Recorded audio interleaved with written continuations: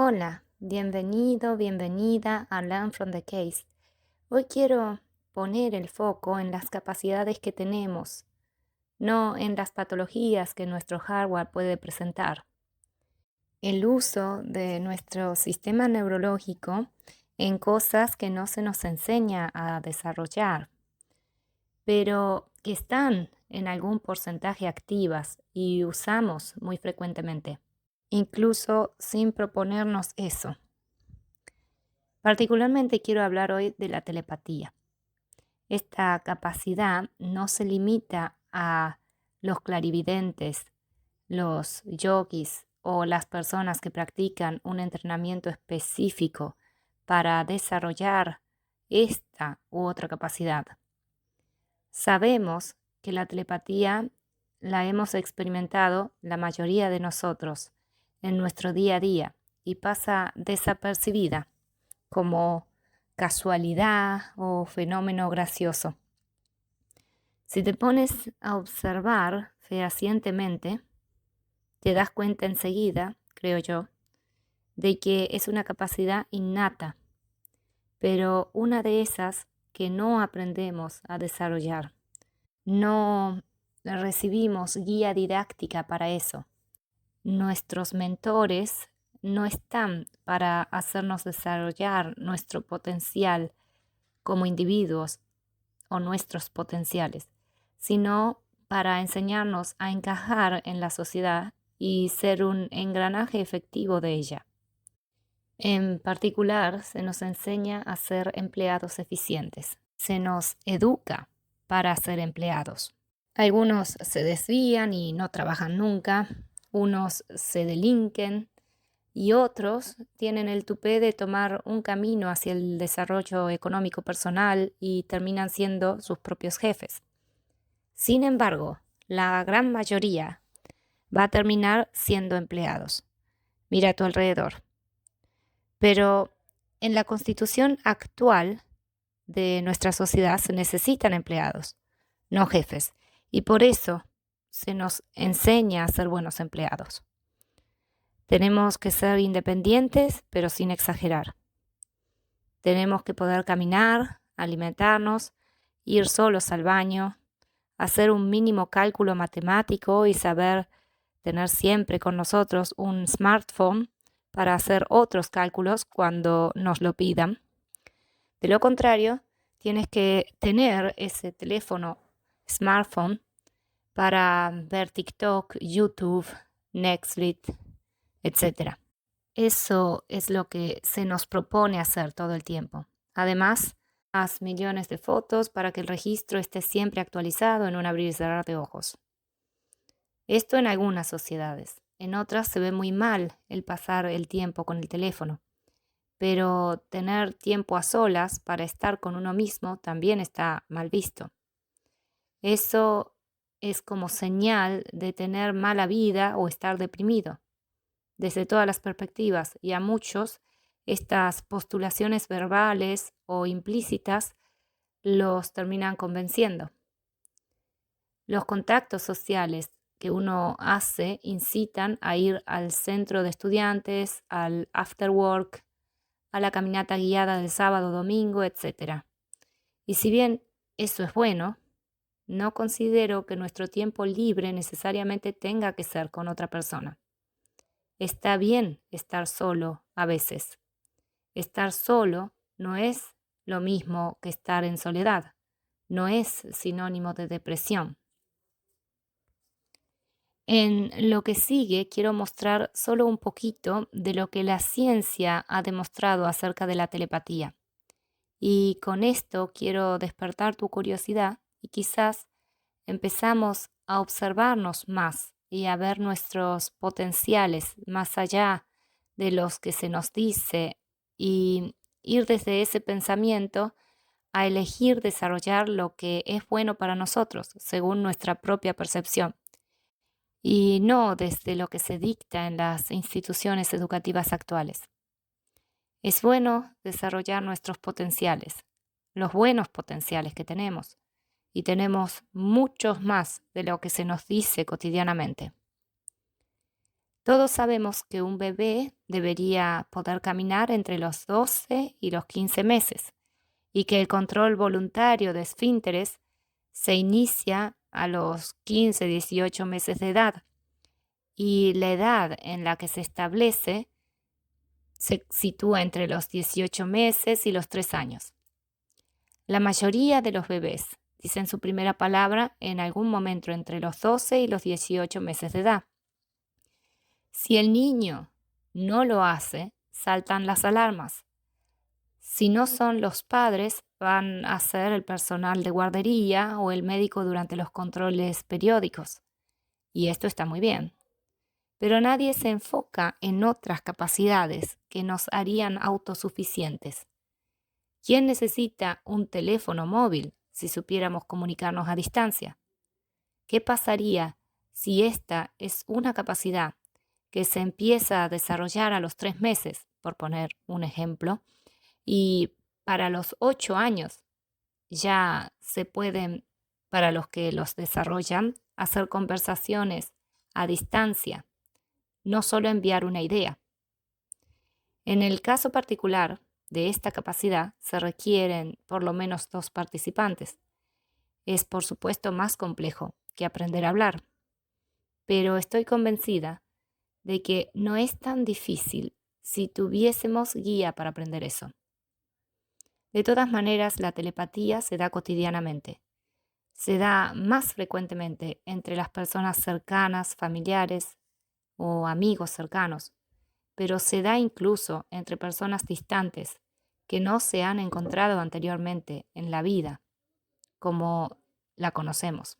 Hace ya tiempo que encontré información sobre eso, pero ahora no puedo acceder a eso porque era un libro que hablaba de esto y presentaba estudios y evidencia, pero no recuerdo el nombre ni autor y no importa porque ahora me basta con lo que se puede googlear rápidamente para demostrar que la ciencia y sus dogmas actuales aceptan la existencia de la telepatía como capacidad humana.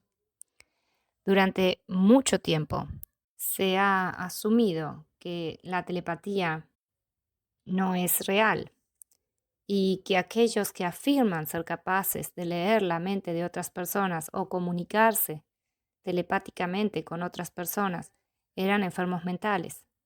Así que se han realizado muchos estudios para comprobar si la telepatía es real, pero quienes probaron a las personas no se convencieron con los resultados la mayor parte del tiempo, al menos oficialmente.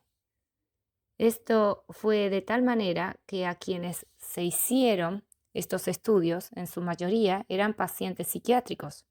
Esos estudios se hacían en el hospital psiquiátrico. Este estudio, por ejemplo, es del año 1977. Telepatía en enfermedades mentales. Diluvio o engaño. Y dice, la creencia de que una persona pueda leer la mente de los demás se ha considerado durante mucho tiempo un síntoma de psicosis, a pesar de los informes en la literatura parapsicológica sobre la telepatía verídica. Todos los pacientes admitidos en una unidad psiquiátrica hospitalaria fueron examinados para detectar creencias paranormales y aquellos que afirmaban tener habilidades telepáticas fueron evaluados en una tarea de respuesta libre de percepción extrasensorial o sexto sentido, es decir, la información obtenida a través de otro recurso más allá de los 5 sentidos físicos reconocidos. El 18% de los pacientes hospitalizados afirmó tener capacidades telepáticas. De los 9 pacientes que completaron la tarea, ninguno se desempeñó por encima de las expectativas. Se atribuyeron al contexto del estudio frecuencias más altas de experiencias paranormales que las reportadas anteriormente en la literatura psiquiátrica. Los síntomas de primer rango de Schneider y su creencia en la telepatía discriminaban a los esquizofrénicos de manera más confiable que otras experiencias paranormales. Se discutieron las posibles psicodinámicas de los delirios de telepatía en vista del predominio de mujeres y hombres más jóvenes que los reportaban, así como los posibles efectos de tales investigaciones sobre los delirios de los pacientes. El estudio recuerda lo que diferentes psiquiatras teorizaron sobre la telepatía. Kraepelin, al definir la enfermedad, que llamó demencia precoz, describió como uno de los rasgos más característicos de esta enfermedad la sensación de que el paciente conoce los pensamientos de otras personas. Buehler consideró que los sentimientos de los pensamientos que se escuchan y transmiten son casi patognomónicos de los esquizofrénicos. Freud sugirió que la regresión psíquica puede concluir no solo a la creencia en la percepción extrasensorial, sino a la experiencia real de la misma. Planteó la hipótesis de que la telepatía pudo haber sido un medio primitivo de comunicación reemplazado por señales sensoriales en el curso de la evolución, pero aún disponible para personas que habían regresado a estados preverbales. Interesante. Al final dice que cada uno de los 9 pacientes que completaron el estudio y cada uno de sus terapeutas fueron entrevistados en el momento del alta del hospital con respecto a los efectos del estudio sobre la creencia del paciente en su capacidad telepática, habilidades, sobre los síntomas que presenta y sobre el curso de su terapia. Un paciente atribuyó al estudio una influencia terapéutica en su capacidad para probar la realidad.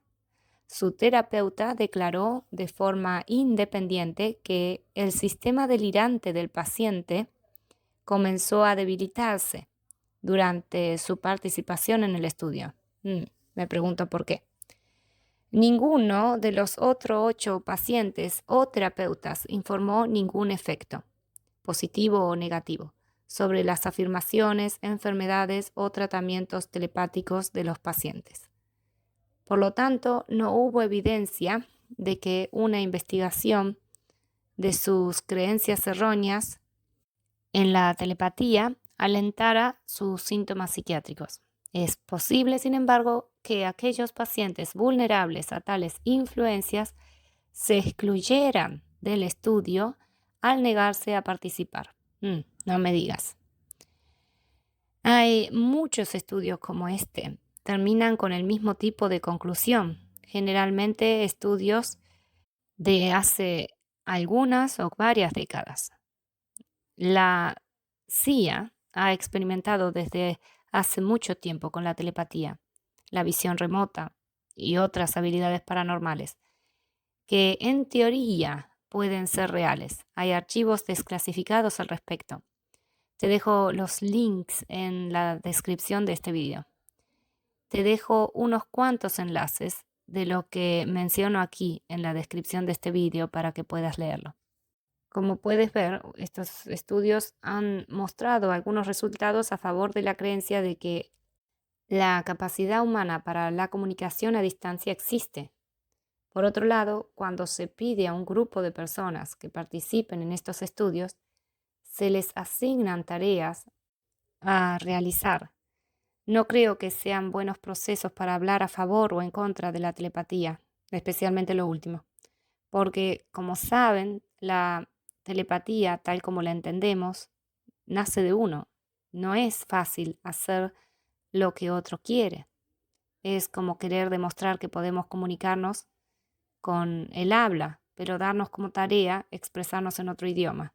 Si seres distintos a nosotros quisieran ver la posibilidad de comunicación entre humanos y para eso ponen a un hablante de mandarín con un hablante de español, el resultado del estudio será que los humanos no somos capaces de comunicarnos verbalmente entre sí.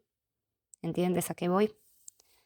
No se puede hacer un estudio para ver la autenticidad de la telepatía dando instrucciones o tareas a los participantes.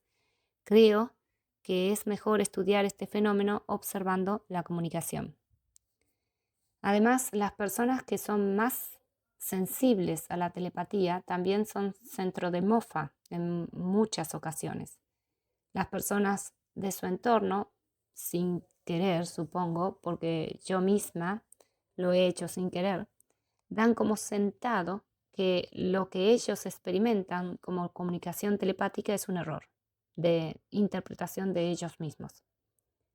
Ante un comentario positivo a favor de sus experiencias con la comunicación telepática, las personas de alrededor no se involucran, tal vez se ríen y siguen con lo suyo.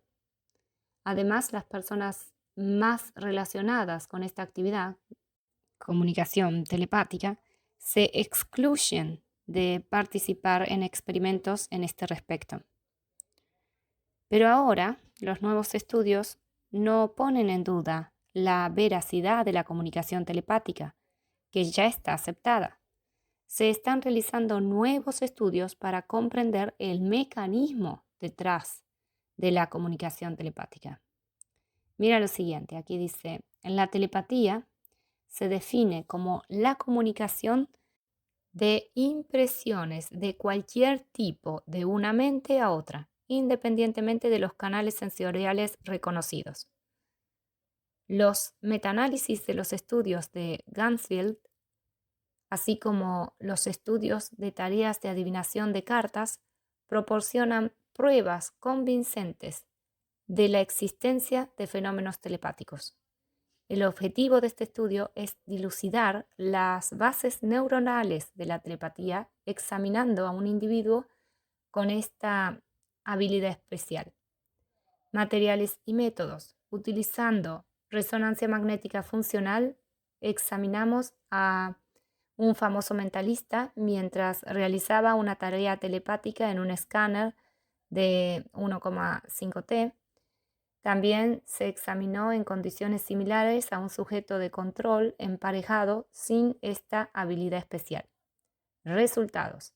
El mentalista demostró una activación significativa de la circunvolución parahipocampal derecha después de realizar con éxito una tarea telepática.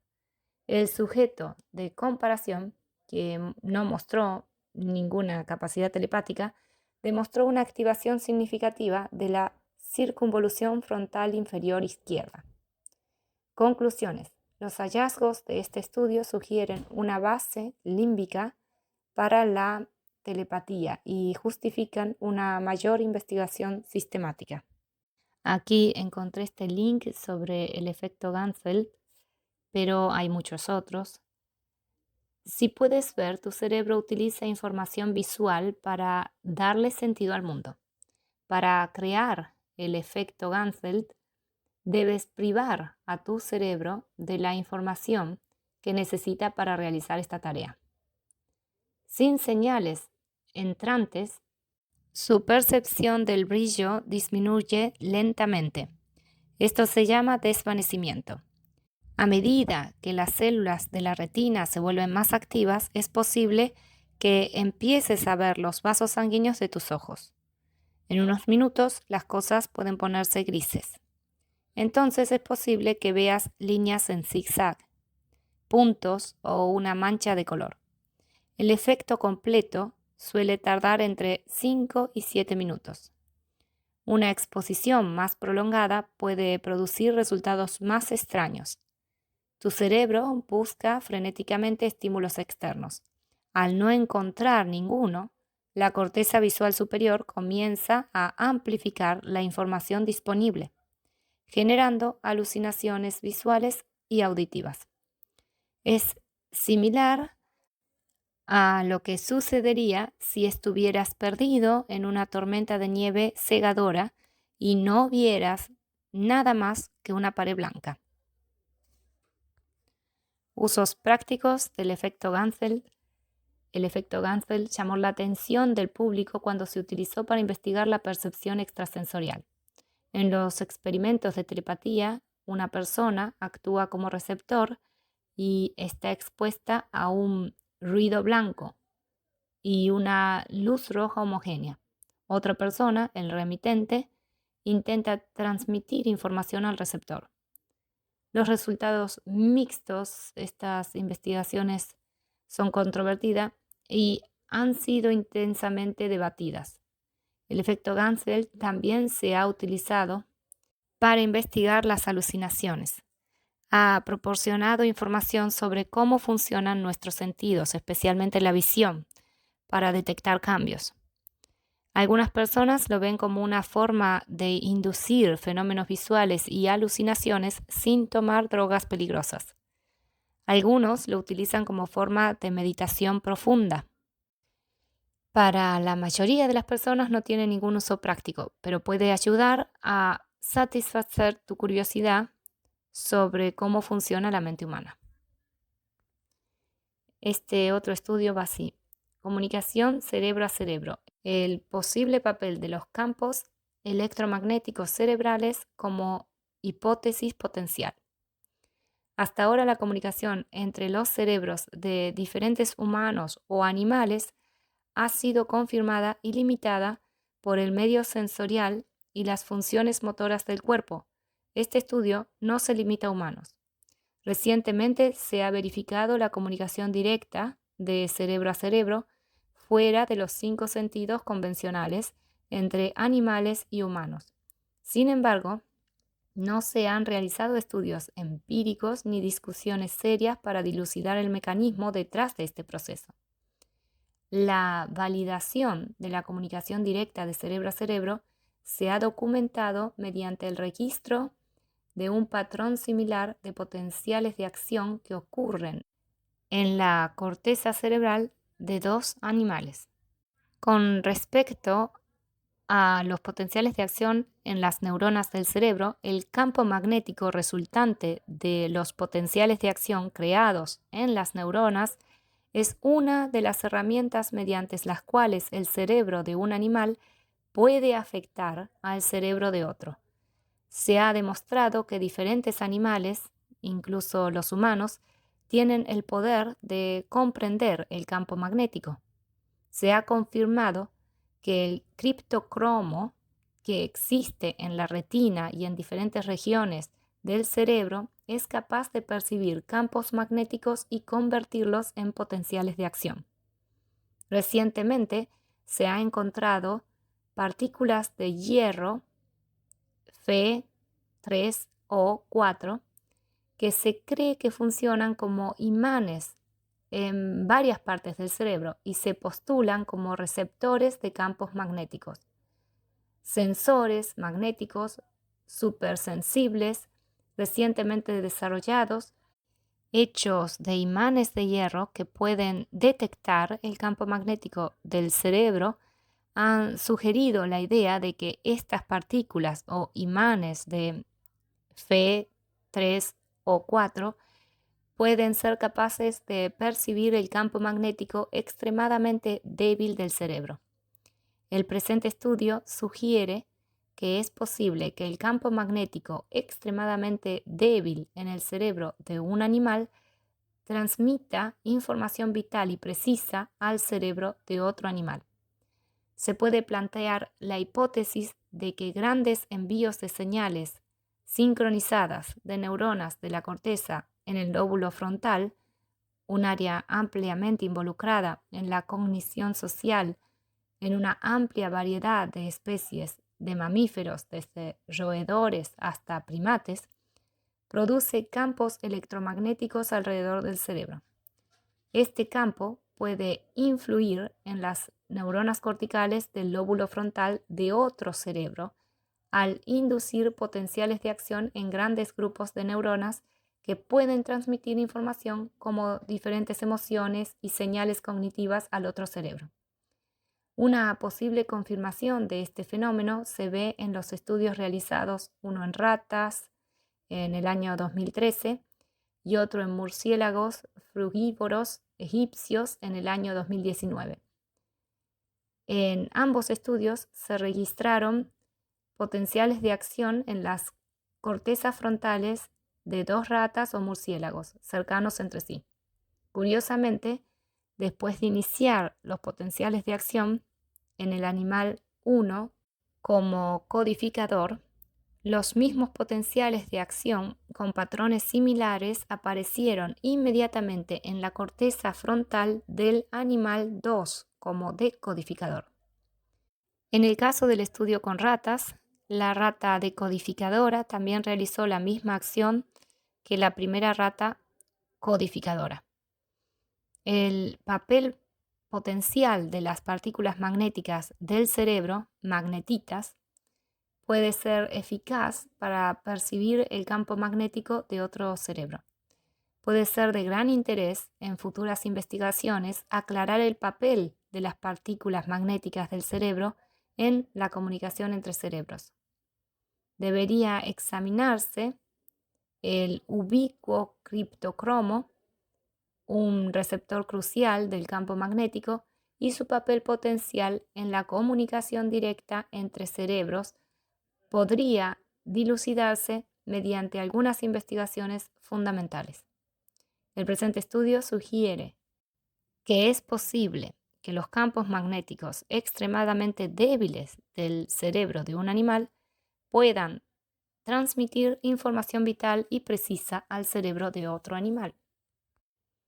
Interesante, ¿no? Todo esto. Aquí te dejo estos estudios con estas reflexiones y te invito a dejarme abajo tus comentarios y reflexiones. Que estés muy bien.